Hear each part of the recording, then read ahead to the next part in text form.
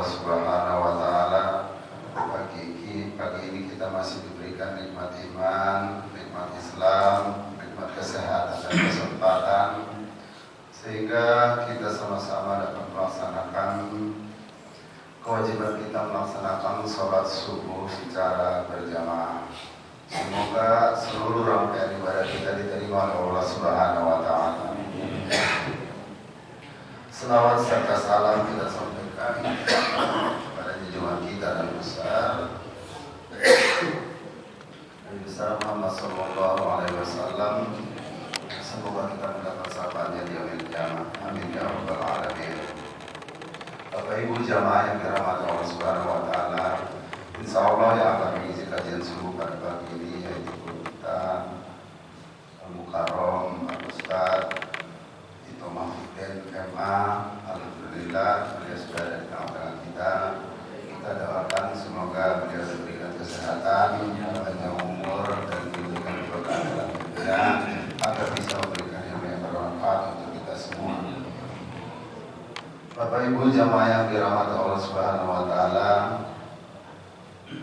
sebelum memasuki kajian subuh, kami ingin menyampaikan terkait dengan kegiatan santunan anak yatim yang insyaallah akan kita laksanakan pada tanggal 17 September bertempat di Masjid Al-Falah dengan memberikan santunan kepada adik kita sejumlah 231 anak yatim dengan total santunan yang kita berikan sebesar Rp23.100.000 ditambah konsumsi dan yang lain-lain snack.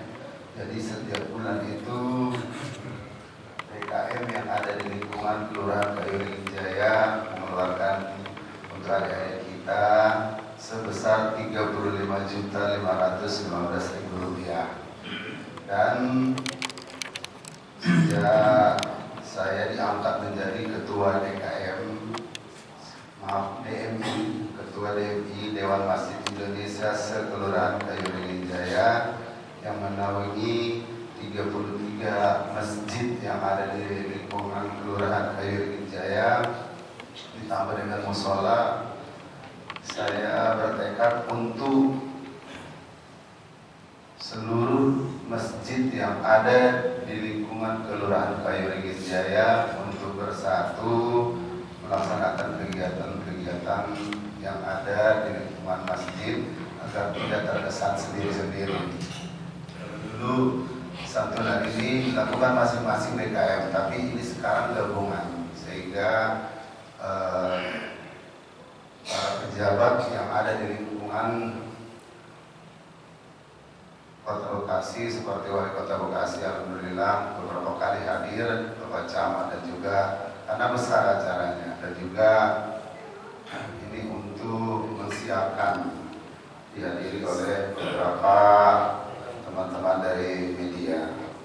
Dan saya sebagai ketua DMI punya program untuk keliling bersilaturahmi dengan DKM masjid yang ada di lingkungan Kelurahan Kayuring Jaya.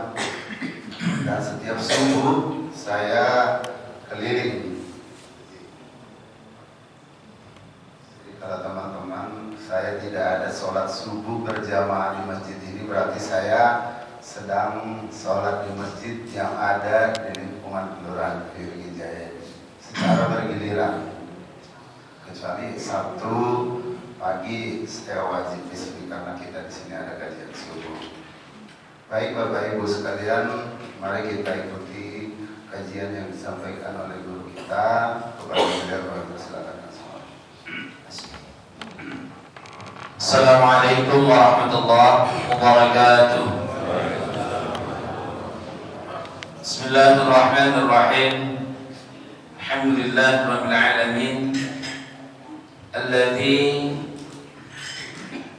arsala rasulahu bil huda wa dinil haqq basyiran wa nadhiran wa da'iyan ila Allah bi idnihi wa sirajan munira. Asyhadu an la ilaha illallah wa asyhadu anna Muhammadar Rasulullah. Allahumma salli wa sallim wa barik ala sayyidina Muhammad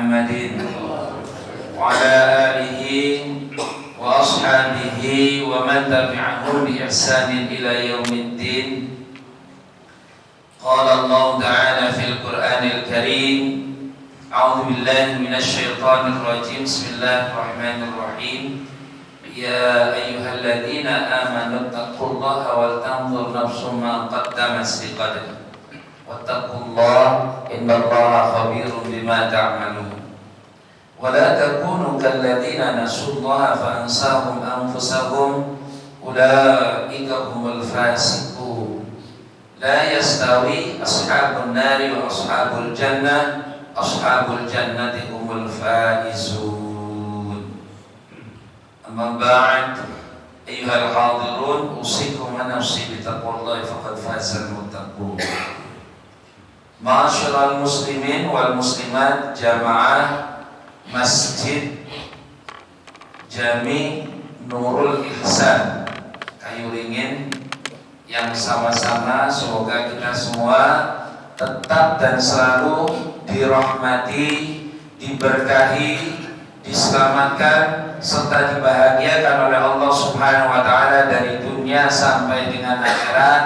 Dengan asbab pagi hari ini kita hadir sholat subuh berjamaah, sekaligus kita perpanjang waktu iktikaf kita dengan thalabul ilmi, menuntut ilmu.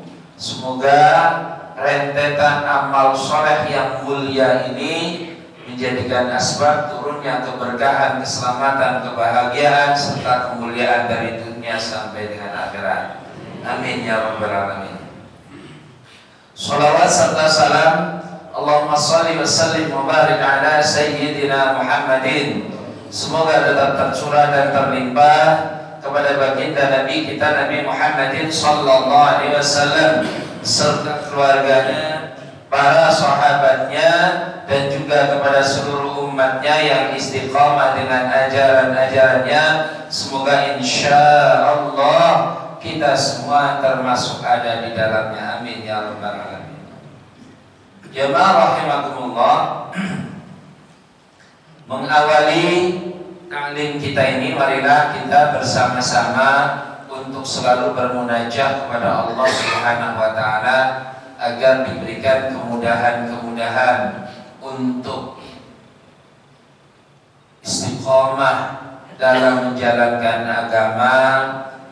Semoga diberikan kemudahan untuk menerima amalan-amalan agama serta mengamalkan agama, serta untuk mendakwahkan agama ini kepada seluruh alam, kepada seluruh saudara-saudara kita, sehingga hasil maksud daripada menuntut ilmu ini benar-benar terpenuhi serta keridhaan Allah senantiasa selalu bersama dengan kita semua. Amin ya rabbal alamin. Ala hadhihi niyyah wa ala kulli niyatin salihah wa ila hadratin Nabi Mustafa Sayyidina Muhammadin sallallahu alaihi wasallam wa ala alihi wa sahbihi wa azwajihi dzurriyyatihi wa libatihi at-tahirin ajma'in. Syai'u lillahi lahumul Fatihah. A'udzu billahi minasyaitonir rajim. Bismillahirrahmanirrahim. Alhamdulillahirabbil alamin. Ar-Rahmanir Rahim. Maliki yaumiddin. Iyyaka na'budu wa iyyaka nasta'in. Ihdinas siratal mustaqim. Shiratal ladzina an'amta 'alaihim ghairil maghdubi 'alaihim waladdallin.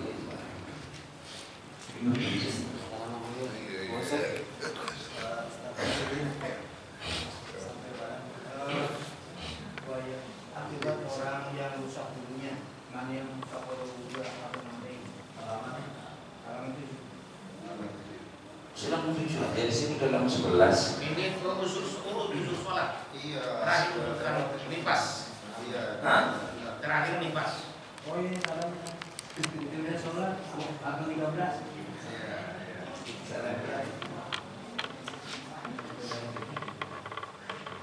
Baik, ya khair. Halaman 13. A'dzar shalah, uzur-uzurnya salat. Di salat itu ada uzurnya. Bismillahirrahmanirrahim. Qala al-musannif rahimahullah wa nafa'ana bi'ulumihi wa ammaddana bi asrarihi amina. Qala ilahi anta maqsudi wa ridhaka maqlubi a'tini mahabbataka wa ma'rifataka wa ufawwidu amri ila Allah. Bismillahirrahmanirrahim. A'dzarus shalah. Uzurnya salat. Isnani, yaitu ada dua. An-naumu wan nisyan, satu disebabkan karena tidur, yang kedua disebabkan karena sholat. Ustadz, kalau males itu uzur apa bukan? Bukan. Halo, ada nggak yang males? Di sini ada nggak yang males? Masih ada. Astagfirullahaladzim. Saya pikir di negara, di pulau seberang Pulau Biawak aja. Ya Allah. Jadi di Bekasi masih ada, Bu, Pak? Halo, masih ada di Bekasi? Ya Allah. Saya doakan mudah-mudahan hilang lama-lama nanti kalau terus ngaji.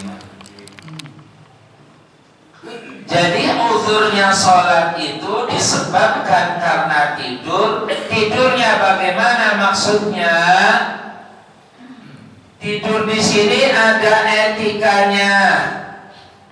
Kalau waktu sholat sudah masuk maka dilarang tidur. Sebaiknya tidur sholat dulu baru tidur.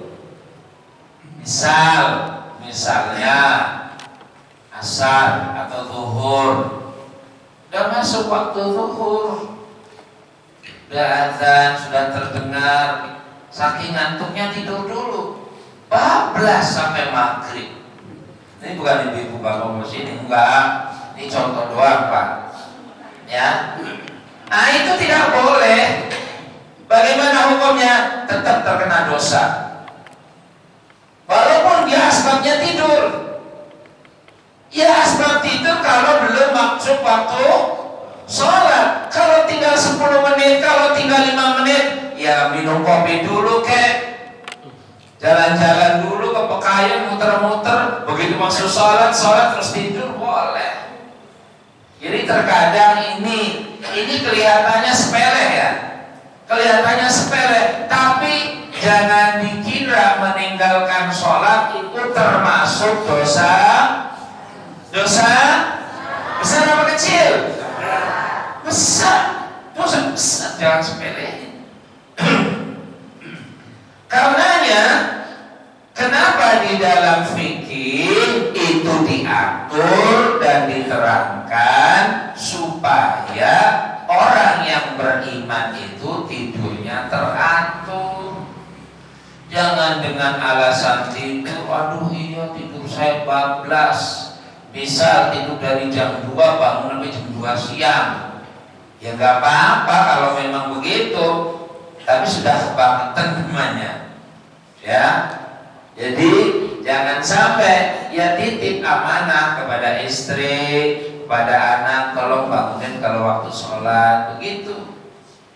Ya. Sekalipun uzurnya itu memang disyariatkan ada, tapi kalau kita tidak berhati-hati, tidak berikhtiar, maka bisa jadi terkena hukum dosa. Hukum dosa. Itu betul Ustaz dikerjakan. Iya, kerjakan sampai kan kodok.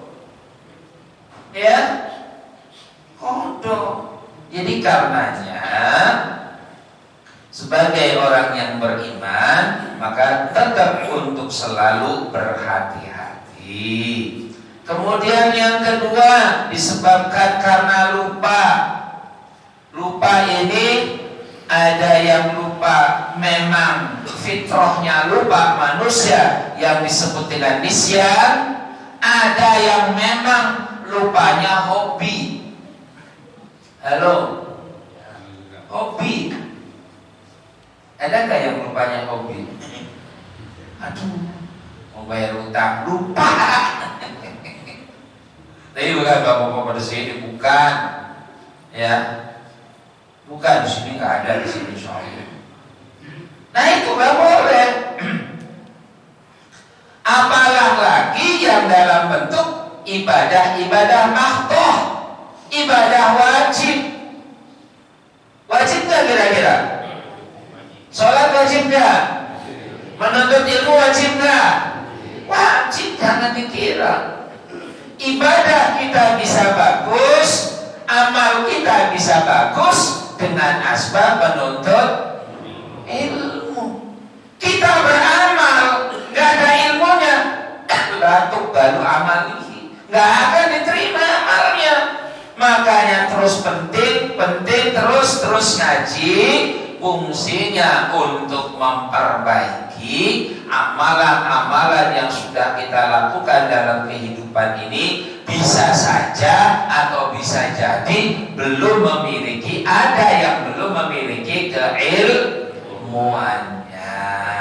Ustaz sebutan enggak, ini hanya bersifat hati. Jadi dengan terus belajar, terus menuntut ilmu, pada hakikatnya adalah perbaikan, yang dimana perbaikan ini dianjurkan oleh Allah Subhanahu wa Ta'ala. Jadi yang pertama disebabkan tidur, yang kedua disebabkan karena lupa. Kira-kira sebab mana yang sering terjadi? Sebab lupa apa sebab tidur? Hah? Halo? Sebab tidur. Sebab lupa enggak? Sebab tidur sama lupa, Ustaz, ya dua-duanya itu maksudnya ya. Kemudian syurutus shalah, syarat-syaratnya salat. Ya, itu samaniyatun, yaitu ada 8 syarat. Apa yang dimaksud syarat? Satu perbuatan, satu amalan yang dikerjakan sebelum melaksanakan ibadah yang ditetapkan. Itu namanya syarat. Sampean pengen daftar SMP, persyaratannya harus punya ijazah SD, kemudian dan lain-lain sebagainya. Itu persyaratan harus dipenuhi dulu. Sama halnya dengan ibadah sholat, persyaratannya juga harus terpenuhi. Syarat untuk memenuhi sholat itu ada 8. Ada berapa? 8. Satu, yaitu tahuratul hadatsaini, harus suci dari 2 hadas. Syarat yang pertama, taharatul hadatsaini, harus suci 2 hadas. Apa itu 2 hadas? Hadas kecil dan hadas besar. Jadi seseorang melaksanakan sholat, kalau 2 hadas ini tidak suci, tidak sah hukum sholatnya. Bagaimana orang-orang dulu yang gak ngerti ya? Masya Allah, untung di zaman now ini ada pengajian. Alhamdulillah, terselamatkan kita. Ya. Jadi taharatul hadatsaini, harus suci dari 2 hadas. Apa itu hadasnya? Hadas kecil dan hadas besar.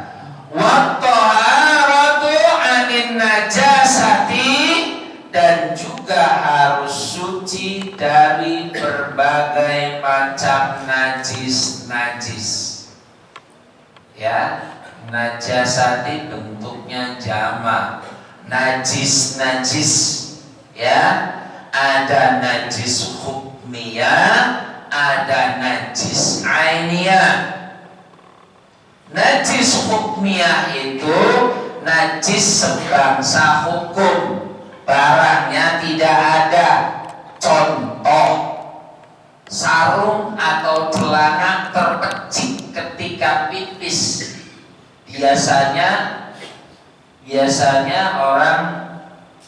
laki-laki, bukan laki-laki orang sini, bukan, maaf, jangan nyindirkan.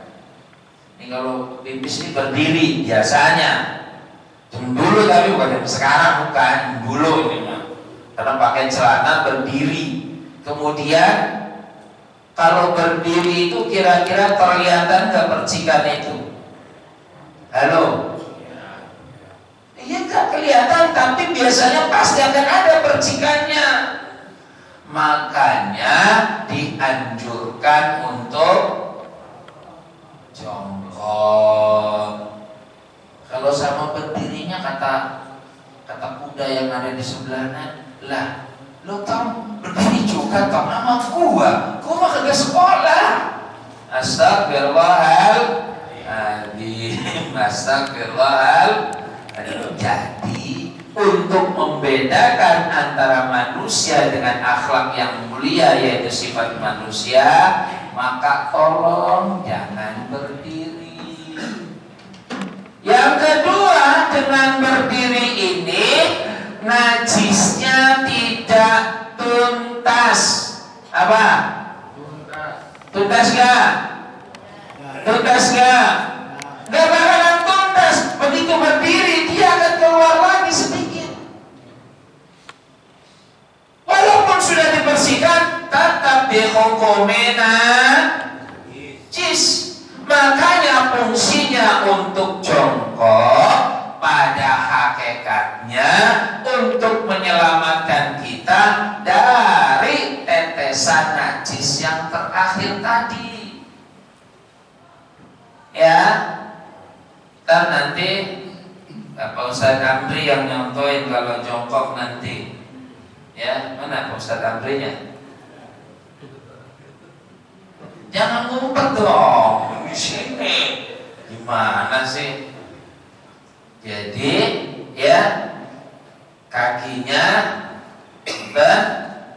ya kakinya bagaimana? Ya. Jadi satu diangkat gitu ya. Satu ditahan di sini begini. Maaf, punten, maaf nih. Ini lagi nih contohnya nih. Ini laki-laki ya. Ini begitu. Jadi harus begini, minimal begini nih. Untuk menuntaskan begini nih. Sebab kalau berdiri nggak bakalan tuntas, tapi kalau begini bisa tuntas. Ya, begitu. Kemudian apa lagi tadi? Mana ya? Najis ya. Baik, yang kedua, wat-thaharatu 'anil najasati, suci dari najis-najis, diantaranya fit thawbi, yang ada di dalam baju, wal badani, yang ada di badan, wal makani, yang ada di tempat. Suci badan, pakaian, tempat, air. Suci badan, tempat, pakaian, air juga harus suci juga. Ya, jangan-jangan air sudah terkena matahari, itu namanya musyammas. Apalagi kalau terbuka, itu jangan, bisa mendatangkan penyakit secara hukum fikih. Beda kalau ditutupin, ya, air di bak, makanya sunnahnya ditutupin. Itu kalau terbuka terkena matahari, itu jadi musyammas, tidak boleh digunakan untuk bersuci. Ya, tetapi harus ditutupin. Yang bagus ya lewat air keran. Zaman sekarang kan udah pakai keran semua. Ini mah zaman dulu itu mah, ya. Kemudian suci pakaian, badannya, makanya terutama nih yang perlu diingatkan nih, badan nih, di badan terutama nih. Mohon maaf, biasanya para pekerja. Siapa para pekerja? Tukang cat. Nih kalau tukang cat kan kadang-kadang kalau mau sholat itu catnya masih ada, wudhu aja. Tidak sah kalau di sini masih ada cat. Makanya kalau menjelang waktu sholat maka harus dibersihkan. Kalau cat itu bisa bersih hanya dengan minyak tanah. Bersihkan pakai minyak tanah, udah selesai kasih sabun colek. Kalau sabun colek ekonomi, ya, supaya lendir-lendir dari minyak tanah itu bisa bersih. Jangan masih ada cat langsung wudhu saja. Sampai sholat gak sah sholatnya, sama dengan orang yang tidak sholat. Kadang-kadang ketelitian itu perlu. Begitu. Jadi jangan sampai kita istilahnya main wudhu-wudhu saja, teliti. Karena di anggota tubuh, terutama anggota wudhu, terutama nih anggota wudhu yang harus diwaspadai, ini jangan sampai ada cat ataupun getah yang menghalangi masuknya air ketika berwudu. Kemudian sunnahnya juga harus diginiin, dikosokin. Kenapa harus dikosokin? Kalau bahasa Belandanya disela-selain, ya, kadang-kadang kita rada agak males-males dikit. Bukan orang kayak gini, bukan. Bang, bukan orang sini, Bang. Nah, takutnya sama abang ngeliat mulu gitu, Ustaz ini. Bukan. Orang luar belum jauh, Pak. Planet Mars mana? Kalau wudhu itu nggak dikosokin. Harus dikosokin sunnahnya itu, ya, supaya melekat. Yang kedua, orang yang wudhunya dikosokin itu nanti di padang mahsyarnya bercahaya, wajahnya, tangannya, semua itu bercahaya. Makanya orang yang wudhunya dikosokin dengan benar, baik dan benar, itu nanti akan menjadi cahaya dalam kehidupannya, dalam dirinya, termasuk nanti di otaknya pun bening. Halo. Yang suka ngeres-ngeres bisa jadi hilang itu kalau sering wudhu. Insya Allah. Ngeres kenapa Ustaz? Udah pikirin sendiri aja. Baik. Jadi pakaian, ya, thawb wal badan kita, wal makan, tempat. Yang dimaksud tempat ini kayak ini, lantainya, keramiknya. Hati-hati, saya berpesan adik-adik nih yang biasa pengajian ibu-ibu atau pengajian umum, ini pesen nih biasanya, Bang, suka bawa anak-anak. Anak-anak kadang-kadang pipisnya di celana. Iya, kalau pakai pampers. Kalau nggak pakai pampers, kemudian masih basah duduk, ibunya nggak tahu. Begitulah ibu, anaknya itu pipis ya, iya, langsung pergi aja. Dia kagak disuci, nggak ada apa, dipakai sholat udah kering katanya. Ya tetap hukumnya najis. Kenapa najis? Belum disucikan tempatnya, harus digulung karpetnya. Nanti cara mensucikannya, jangan dicuci semua, di najis sekitar ambil 1 meter, dikucur aja. Untuk menghindari supaya tidak nanti dicuci semua, jadi nanti nggak najis semua, cukup sebagian yang najisnya aja dikucur aja gitu ya. Kalau perlu dikosok, kalau perlu dikasih sabun, tapi jangan sampai merambat ke sini, jadi diangkat gitu, dikucurinya gitu ya. Jadi yang najisnya di bawah dikucur, jadi supaya kumusnya ke bawah. Gitu. Beda kalau sudah suci, sudah bersih, ya nggak apa-apa, baru dijemur. Allah a'lam bishawab. Kemudian wal makan wasatrul aurati, menutup aurat yang ketiga. Wastiqbalul kiblati, selanjutnya yaitu menghadap kiblat. Jadi syarat sholat itu menghadap kiblat. Ini biasanya harus diterapkan, harus pahami. Ketika seseorang musafir, kadang-kadang nggak ngerti, sholat aja, kan yang penting sholat katanya di mobil. di pesawat dan lain sebagainya. Menghadap kiblat sunnahnya cari tahu dulu, tanya dulu atau berikhtiar dulu, baru kalau kita sudah paham oh kiblatnya ke sana. Bismillahirrahmanirrahim. Sholli fardhu dhuhri arba'an mustaqbal kiblati. Misalnya lillahi ta'ala, Allahu Akbar. Mobil muter kemana saja, selesai itu duduk, kemudian bawa kemana saja tidak ada masalah. Tapi ketika takbiratul ihram wajib pertama menghadap kiblat. Halo? Halo? Bisa dimengerti? Jangan mentang-mentang musafir sholat di jalan asal jalan aja. Ini nggak paham namanya. Jadi ketika takbiratul ihram berbalik dulu. Lah kita mau arah ke sana, balik dulu, menghadap dulu. Berdiri tegak. Bismillahirrahmanirrahim. Sholli fardhu dhuhri arba'an mustaqbal kiblati. Allahu Akbar. Udah selesai boleh balik lagi. Duduk di tempatnya. Gitu ya, dengan gerakan-gerakan sholat dan seterusnya gak ada masalah. Yang penting takbir pertama menghadap. Bisa dimengerti? Halo? Gak ngantuk kan? Takutnya ngantuk ini. Astagfirullahaladzim. Jadi ini kadang-kadang banyak saya melihat orang-orang safar di mobil, dia ya sholat betul sholat, tapi fikihnya dia tidak dipakai, hanya katanya doakan, kasihan gitu ya. Baik, kemudian yang kelima,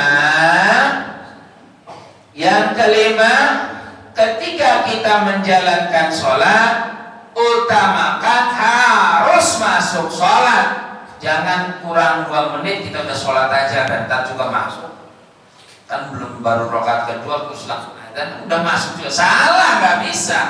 Diawali dari takbir itu sudah masuk waktu sholat. Nggak boleh. Tunggu sampai dengan waktu sholat baru Anda melaksanakan sholat. Anda mau safar, mau pergi kemana saja boleh, silakan. Tapi ketika melaksanakan sholat, tolong harus masuk di waktu sholat. Apakah sholatnya dalam bentuk sholat istilahnya jamaah atau tidak dijamaah? Datang sampai waktu sholat dulu. Saya pernah debat sama anak saya. Ya karena kuliah di Mesir, di Kairo, katanya boleh sholat 5 menit belum waktu, katanya. Dia asal sholat dulu. Kata dosennya, katanya, kamu dosennya siapa? Apa kamu nggak nanya? Apa dulu kamu nggak di pondok diterangin tapi di debat biar menurut imam anu nggak bisa semuanya sholat itu harus masuk waktu sholat begitu. Jadi anak saya kan ada yang di alumni Kairo gitu ya. Begitu saya terangkan begitu, ya ramai juga ya. Kita debat juga sama anak, adu argumen, artinya memberikan pemahaman. Itu tidak boleh. Fikih itu tidak boleh dilanggar karena fikih itu aturan. Ya. Rukhsah dan lain-lain sebagainya, tapi aturannya diterapkan dulu, saya katakan. Jangan dengan alasan rukhsah, dengan alasan dan lain-lain sebagainya. Fikih itu tetap harus dikedepankan karena ini yang mengatur pola ibadah. Begitupun dengan hukum-hukum yang lain, aturannya ditegakkan sesuai dengan aturan. Baru kalau ada istilah keringan dan lain sebagainya, setelah itu baru cerita ada keringan dan lain-lain sebagainya. Begitu. Jadi jangan aturannya belum ditegakkan kita sudah ambil rukhsah, sudah minta dispensasi, sudah minta keringanan. Tidak bisa. Tegakkan dulu kedudukan fikihnya supaya ini benar. Begitu. Bisa dimengerti? Halo? Halo? Ya, menghadap kiblat, kemudian wastiqbalul kiblati, menghadap kiblat, kemudian wadukhulil waqti, dan harus masuk waktu sholatnya. Wal ilmu bil bifaridatihi, kemudian juga jangan lupa harus paham dan mengerti tentang kefarduannya, mana fardu, mana rukun, mana sunnah, mana ibadah waktu, mana ibadah sunnah, itu harus dipahami. Jangan kefarduan sholat juga tidak tahu. Ini harus dipelajari makanya ya. Wa alla ya'taqida fardhan, tidak boleh mengiktikadkan salah satu yang fardu min furudiha, dari macam-macam fardu, sunnatan diiktikadi dalam keadaan sunnah, nggak boleh. Wajib, wah itu kan sunnah, nggak boleh perkara wajib dianggap sunnah, sunnah dianggap wajib pun nggak boleh. Wajib ya wajib, sunnah ya sunnah. Tegakkan yang wajibnya, harus tahu batasan-batasan, ukuran-ukuran antara wajib dengan sunnahnya itu jelas. Jangan sampai tidak paham batasannya, ya, sehingga kita mengerjakan ya udah yang penting kerjain aja. Nggak boleh. Sama dengan wudu, mana wajib mana sunnah. Mohon maaf, saya ulang kembali, sering saya ulang. Wajibnya itu 1 kali, 2 kali, 3 kali itu sunnah. Artinya yang wajib pertama ini harus rata. Halo, bisa dimengerti? Jangan sampai karena 3 kali jadi seolah-olah jadi 1. Terima, nggak bisa. Mana wajib, mana sunnah. Jadi wajibnya disempurnakan dulu. Kalau belum rapi, belum sempurna, terus sampai kira-kira merata, baru kedua kali ketiganya. Contohnya begitu. Halo? Halo? Oh ya, itu semua orang sini, masya Allah. Insya Allah. Termasuk saya katakan sering mencuci muka itu. Kalau belum rata, ratakan dulu sampai rata. Baru yang keduanya sunnah, yang ketiganya juga Jangan baru cepet ketiga baru diratain. Mana wajib, mana sunnahnya ya. Halo? Kalau mau dibasahin, basahin dulu boleh, nggak apa-apa, untuk menghilangkan minyak-minyak yang ada di wajah, boleh gitu ya. Dibasahin dulu, baru nanti begitu rukutnya yang benar diratain gitu ya. Telinga sebelah kiri, sebelah kanan, kemudian ini sampai dagunya, sampai tempat kukunya, rambutnya, ini benar-benar digosokin rapi, sehingga nanti kita jangan sampai wudhu hanya di sininya doang. Karena banyak beberapa lihat anak-anak santri TPA, anak-anak madrasah sanawiyah yang tidak diajarkan guru fikihnya yang paham, itu membasuh aja hanya cuma begitu doang. Nak, kamu sekolah di mana, nak? Saya sering bertanya begitu. Ya Allah, wudhu cuma sampai segini doang. Ini disikat begini doang, Pak. Ya Allah, astagfirullahaladzim. Makanya kita punya putra putri, punya cucu, diajarkan, mumpung masih kita ada, sebagai warisan kepada anak kita. Kalau perlu dilihat dulu anak kita wudhunya bener apa enggak gitu loh. Sudah dipelajari Ustaz di sekolah. Sampean yakin nggak bener pengajarannya? Kelihatan apa nggak sama sampean? Ketika wudhu pernah dilihat nggak? Saya santri saya ketika ngaji, saya tes satu-satu Pak. Saya lihatin satu-satu. Sekian santri sampai dilihat oleh mata saya sendiri. Itu ketika wudhu. Sehingga benar-benar dalam praktek wudhunya itu benar.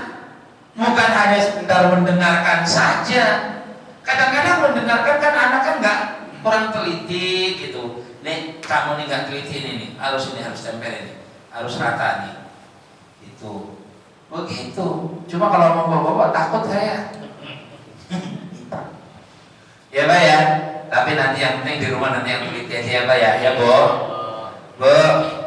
Halo. Nah ibu nih ngantuk ini kayaknya nih. Ya Allah, astagfirullahaladzim. Sampai mana tadi? Yang enggak? Yang bingung kan? Kemudian yang kedelapan, wajtinabul mubtilat, menjauhkan perkara-perkara yang membatalkan sholat. Ijtinab, menjauhkan yang membatalkan perkara-perkara sholat. Apa yang membatalkan perkara sholat itu? Halo? Apa coba contohnya? Iya, kentut, artinya jangan berlama-lama. Ya, senggolan, hati-hati. Gitu. Ya, gitu. Kemudian selanjutnya, selesai ya, paham ya ini ya? Siap. Oke. Sorry, tafadhol.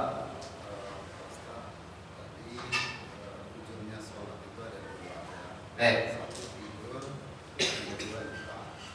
Baik. Kalau kita tertidur, misalnya kita udah masuk sholat zuhur, kita belum sholat, tapi kita bangun setelah asar, apa yang kita lakukan Pak Ustaz? Tidurnya jam berapa? Masih masuk waktu setelah sholat lah, kita sholat zuhur. Jadi sudah masuk waktu sholat kita tidur. Sebelum sholat zuhur ya, Sebelum sholat zuhur dia udah tidur, bangunnya asar. Nah ya, itu baru dikatakan uzur. Kalau nggak ada yang bangunin, kalau nggak terdengar suara adzan, saking misalnya rumahnya itu angin aja tidak boleh masuk, suara adzan aja kagak boleh masuk, apalagi nyamuk kagak boleh masuk, sehingga nggak terdengar. Sudah terdengar sama sekali. Nah makanya orang-orang dulu kan rumah-rumah geribik dikasih ventilasi, itu banyak keuntungannya ternyata. Suara pengajian bisa masuk. Adek kita belum datang ke pengajian, sudah ngaji. Coba rumah jauh, dekatan sih dekatan, tapi tembok tetangga kagak dengar, suara masjid gak dengar. Udah gak ada berkahnya begitu Bapak. Halo? Halo? Ada rumah yang di sini begitu? Nggak ada, alhamdulillah. Jadi kalau memang kita bangunnya pas di waktu masuk asar, nah kita belum sholat zuhur, maka sunnahnya sholat zuhur dilanjutkan dengan sholat asar setelah bangun. Jadi bangunnya jam berapa saja, lakukan sholat waktunya yang tertinggal, kemudian dilanjutkan dengan waktu yang ketempatan. Ada yang mengatakan di dalam fikih boleh mengerjakan waktu asar dulu baru mengerjakan waktu zuhur. Tapi saya menganjurkan yang berurutan. Saya menganjurkan yang berurutan. Ya, kalau kita tertidur misalnya dari mulai jam 9 bangun jam 4 misal, ya namanya uzur kan, gak disengaja, ya sudah begitu bangun jam setengah 4 lakukan sholat zuhur, kemudian lanjutkan dengan sholat asar. Ustaz pakai qadha apa tidak? Boleh pakai qadha, gak pakai qadha pun gak ada masalah. Ya qadha itu maksudnya sih mengambil yang tertinggal. Ada itu saat itu, sampai ngerjari ya saat itu juga sama sebetulnya, cuma bahasa fikih namanya. Jadi utamanya bagaimana? Disebutin qadha boleh, disebutin qadha boleh juga tidak disebutin qadha pun tidak masalah. Pentingnya yang penting ibadahnya tadi dikerjakan. Beda kalau kita menjamak dalam bentuk perjalanan yang panjang, yang jauh, maka harus disebutin antara qadha dan adanya. Kalau qadha itu waktu yang tertinggal, kalau ada pelaksanaan pada saat itu. Bisa dimengerti? Halo? Gitu ya. Bisa ada lagi? Nah?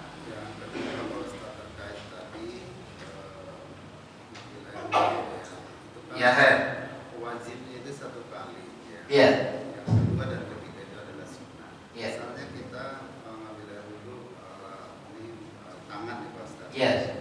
Jadi satunya itu dihitung ketika airnya itu masih mengucur terus dan tidak terputus di keran itu, kita ngitung sendiri dalam hati atau seperti apa Pak Ustaz? Ini baik, maaf. Ya. Jadi kalau ibarat di tempayan atau di bak mandi atau dikucurin sama saja. Kalau di bak mandi kan begini, nah gitu kan, ditaruh begini, terus kemudian kosokin dari sini. Kalau lagi dikucur sama juga, kalau dikucur boleh, diginiin kan langsung dikosok-kosokin sampai kira-kira merata gitu loh, gitu. Jadi tangan ini jangan sampai terangkat. Jadi waktu misalnya begitu ngucur begini, jangan sampai terangkat terus sampai kira-kira merata, ya, gitu. Jadi kalau lagi ngucur ya tinggal kosongin begini aja kalau ngucur. Ya, kita lepas airnya gitu. Iya. Airnya Ya dari keran. Kalau dari keran, jadi gini misalnya contoh nih. Kalau lagi ngucur gini ya ngucur begini boleh dilepasin dari keran pun gak ada masalah.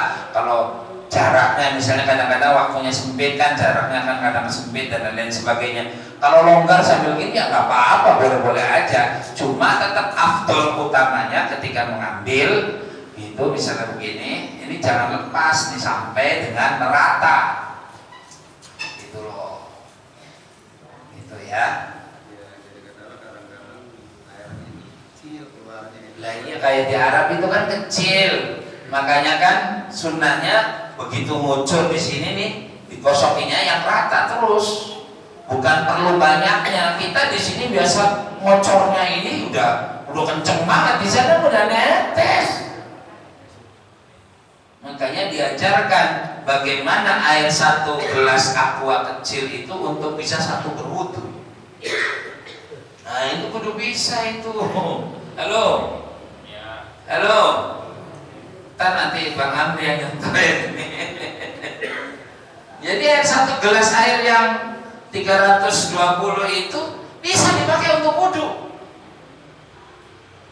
Caranya bagaimana? Nah ya kita belajar itu begitu, wudhu bisa. Ya, nah kita biasa di sini pakai air banyak, udah ngocor kadang-kadang. Wudhu belum mulai air udah ngocor begini, itu nggak boleh, israf namanya, berlebihan. Kecilin dulu, kalau perlu matikan dulu, kalau udah siap baru dinyalain. Jangan menjung itu lu gerajak terus, itu nggak boleh. Ya tapi ini air masih ya, sampai air masih, memang masih nggak bayar itu meterannya. Pakai duitnya siapa? Ya saya juga bayar. Ya bayar tapi nggak boleh yang dibuang itu apa duit kamu apa duit orang lain. Lah di sanalah kita butuh yang dikatakan kudu hati, pakai seperlunya, mutawasid saja, jangan berlebihan, jangan israf bahasanya gitu. Baik, masih ada lagi Bang? Boleh. Fadhal, baik. Assalamualaikum warahmatullahi wabarakatuh. Ada dua pertanyaan saya. Ya boleh, satu aja dulu barangkali yang lain nanti contohnya. Kalau kita ngasih tahu tadi batal wudhu kalau bersenggolan. Ya. Ya. Ada juga guru sering ngasih tahu itu kalau bukan muhrim kita tidak batal wudhu kalau bersenggolan, bukan muhrim kita. Kalau kita tidak sir. Ya. Contohnya kita tawaf keliling. Ya. Senggol sama perempuan lain. Ya. Tapi kita nggak ada nafsu apa-apa. Ya. Apa batal untuk situ? Batal. Ya. Nah, ada guru ngomong itu tidak batal. Tadi Ustaz ngomong jangan bersenggolan. Ya. Baik. Nah, itu pertama dulu. Satu dulu, itu aja dulu. Baik. Ini namanya ibadah akbar, ibadah besar. Dan hukum di tanah haram menggunakan seluruh madhab, bukan Syafi'i saja. Ya, jadi kita yang berikhtiar Syafi'i boleh mempergunakan Syafi'i, tapi kalau sudah di tanah haram hukumnya kedudukannya adalah menggunakan keempat madhab tadi. Sehingga nanti ketika kita bertawaf bersenggolan sekalipun bukan muhrim dan lain-lain sebagainya, itu namanya ma'fu. Apa? Dima'fu. Kalau kita bisa berhati-hati, boleh berhati-hati. Tapi kalau memang terpaksa, tidak apa-apa, karena memang di sini namanya kita sedang ibadah akbar, ya, sedang di tanah haram. Tanah haram itu 4 mazhab di sana dipakai semua. Ada Malik, ada Hanafi, ada Syafi'i, ada Ibnu Hambal, gitu.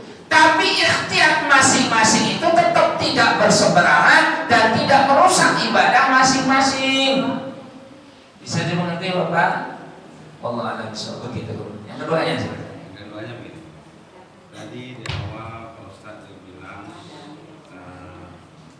akas kalau kita batal untuk kita sholat kita, kalau kita kena akas salat kecil.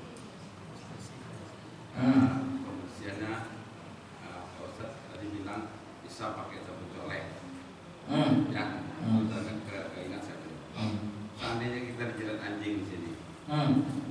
Kalau dulu cerita dulu kan Adas besar, bukan adas kecil. pakai tanah. Berapa kali gitu. Masalah ya. Sebenarnya. Zaman dulu kan belum ada pabrik sabun colek. Nah, memang harus pakai tanah kah atau Harus salah satunya dengan debu. Cari debu, boleh debu di jalan, boleh debu air sungai, boleh. Debu yang di depan boleh. Jadi setelah dibersihkan, misalkan sudah 6 kali atau baru ketiga kali, keempat kali, kasih debu, diolesin. Karena ini fikih harus diatur. Aturan fikih, bukan aturan kebersihan kesehatan. Sehat bersih menurut kesehatan belum tentu suci menurut ilmu daripada fikih itu sendiri. Gitu. Jadi tetap kalau terkena najis besar, misalnya seperti khinzir ataupun anjing, ya mohon maaf sekali lagi, maka salah satunya harus dibasuh dengan debu atau dengan tanah. Tidak cukup dengan langsung sabun saja. Tapi kalau memang bajunya itu basah, maka harus disiram terlebih dahulu, dikucur, jangan dicampur, diadukkan semuanya, nanti ikut ke bawah najis semua. Pisahkan benda-benda yang terkena najis itu, jangan diaduk, dicampur aduk kayak gado-gado. Halo ibu-ibu, bisa dimengerti? Benda-benda yang terkena najis jangan dicampur aduk kayak gado-gado, jangan. Najis semua nantinya. Jadi yang terkena najis pisahkan dulu, dikucur dulu, dikucur-kucur, diinjek-injek pakai kaki atau pakai apa, dialiri air sampai bersih, sudah dianggap bersih, baru direndam. Begitupun dengan jasad kita, begitupun dengan baju kita yang terkena najis tadi. Maka kalau memang airnya itu memang basah, tahu dijilat, kalau antar kering itu nggak ada masalah, ya. Tapi kalau satu basah satu kering maka hukumnya najis. Wallahu a'lam bishawab. Begitu. Ada lagi? Cukup? Ya, alhamdulillah. Mudah-mudahan cukup ini bukan cukup ininya ya, cukup taklimnya. Mudah-mudahan paham ya Bu ya. Paham ya Pak ya? Insya Allah. Pertanyaannya semua tadi udah 2 ya dijawab ya. Ya khair, insya Allah mudah-mudahan diberikan kefahaman. Karena pada hakikatnya ini harus tegas dan harus jelas, jangan sampai ada ragu-ragu. Gak boleh ngaji itu remuk-remuk, gak boleh. Apalagi kayak saya, menurut saya begini, gak bisa. Tegas, ada aturannya. Fikih ini untuk mengatur barang-barang yang jelas. Bicara syariat namanya. Kalau sudah bicara hakikat dan ma'rifat itu ceritanya lain. Harus ngaji dengan kitab ma'rifatnya. Insya Allah biswab. Mudah-mudahan ada manfaatnya sekali lagi, dan semoga kita diberikan kefahaman. Insya Allah nanti bab apa namanya, an-najasatu salasatun, najis terbagi menjadi 3, insya Allah nanti ke depan ya. Insya Allah. Mana? Oh ya, siap ya. Jadi besok bertayamum ya. Tayamum besok.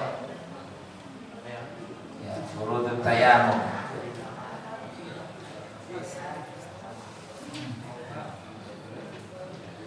Mana?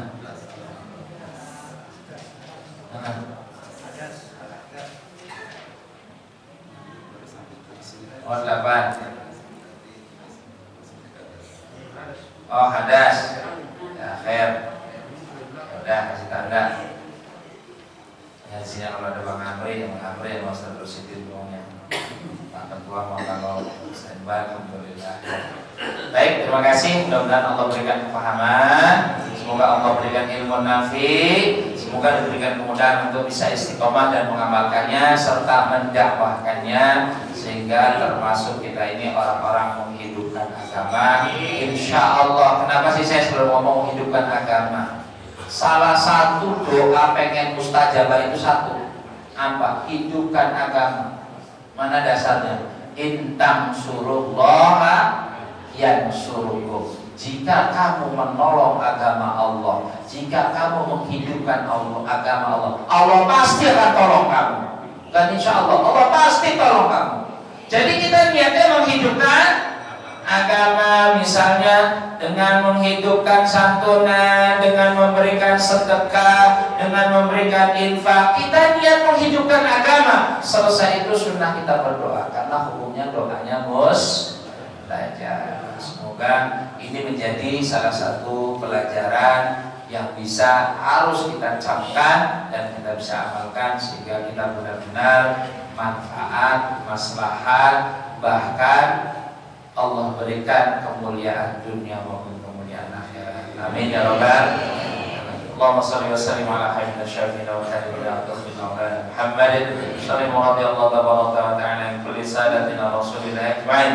Alhamdulillahi rabbil alamin, hamdan syakirin, hamdan na'imin, hamdan ikabi mazida. Ya rabbana lakal hamdu wa lakal syukru kama yanbaghi li jalali wajhikal karim wa 'azimi sultanik.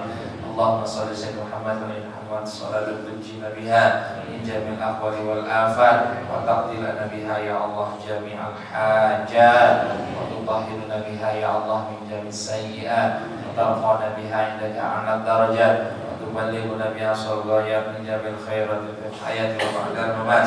Allahumma ighfir lana dhunubana wa liwalidayna warhamhum kama rabbawna shighara. ولجميع المسلمين والمسلمات والمؤمنين والمؤمنات الأحياء والأموات برحمتك يا أرحم الراحمين. اللهم جملنا بالعافية والسلامة. اللهم جملنا بالعافية والسلامة.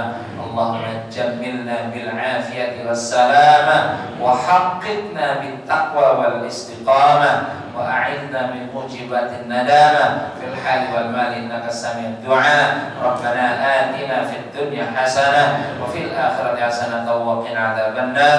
صلى الله على سيدنا محمد وعلى آله وصحبه وسلم. سبحان ربك رب العزة عما يصفون. سلام على المرسلين. الحمد لله رب العالمين. Mohon maaf atas segala kekurangannya. Terima kasih atas segala perhatiannya. Assalamualaikum warahmatullahi wabarakatuh. Waalaikumsalam warahmatullahi wabarakatuh. Kajian subuh kita mudah-mudahan dapat meningkatkan keimanan dan ketakwaan